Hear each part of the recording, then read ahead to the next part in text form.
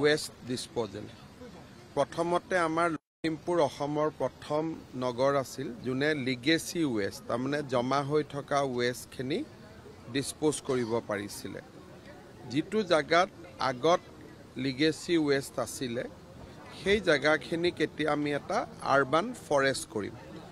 প্ৰায় 16 বিঘা মাটি আছিলে মই আৰু 10 বিঘা মাটি আৰবান ফৰেষ্টৰ কাৰণে লবৰ কাৰণে পৰামৰ্শ দিছো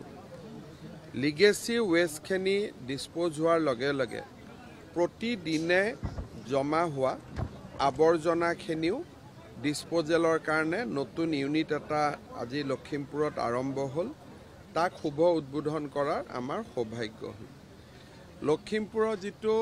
ISBT আমি বাস টাৰ্মিনাস বনাই আছো সেইটো আমি অহা বছৰ আগষ্ট মাহৰ ভিতৰত সমাপন কৰিম লখিমপুৰৰ ষ্টেডিয়ামখনো প্ৰথম দুটা ফেজ আমি অহা বছৰ আগষ্ট মাহৰ ভিতৰত শেষ কৰিম যিটো আমাৰ ঘুনাখুটিৰ ওপৰত দলং প্ৰায় 400 কোটি টকাৰ ওচৰত আমি অনুমোদন দিছিলো তাৰ বানপানীৰ কাৰণে আমি যোৱা বছৰ যিমান কাম কৰিব লাগিছিল কৰিব পৰা নাছিলো এইবাৰ আমি ফুল ওয়াৰ্কিং সেশনটো পাম 42টা ইয়াতে পাইলিং হ'ব ওয়েল পাইল বুলি কয় আমি 42টা এই বছৰ কৰিব খুজিছো যাতে বানপানী আহিলেও আমি ওপৰৰ কামখিনি ভৱিষ্যতে কৰি থাকিব পাৰো সেই দিশটো মই নিজে চালো যথেষ্ট কাম হৈছে আৰু যেটো কানেক্টিং ৰোড হ'ব মোটামুটি হি এটা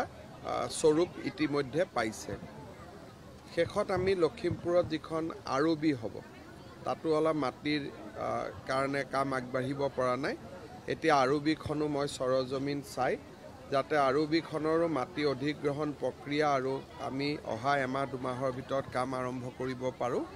তাৰ কাৰণে আমি ব্যৱস্থা লম আজি সক ঘুনাখুটিৰ দলং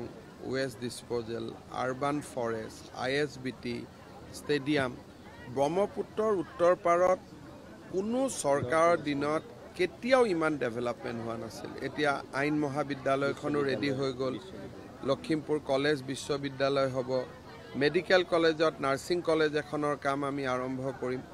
ইমান অভূতপূৰ্ব উন্নয়ন ধেমাজি আৰু লখিমপুৰ জিলাত কেতিয়াও হোৱা নাছিল স্বাধীনতাৰ ইমান দিন পিছত মই দুমাহ পিছত আহিম কেইবাটাও কাম আৰম্ভ কৰাৰ কাৰণে বহুত বিলাক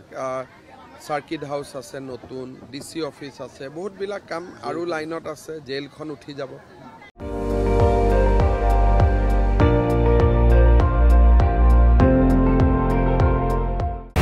আপুনি চাই আছে ND24 সৰ্বশ্ৰেষ্ঠ নহয় সৰ্বোত্তমৰ দৌৰ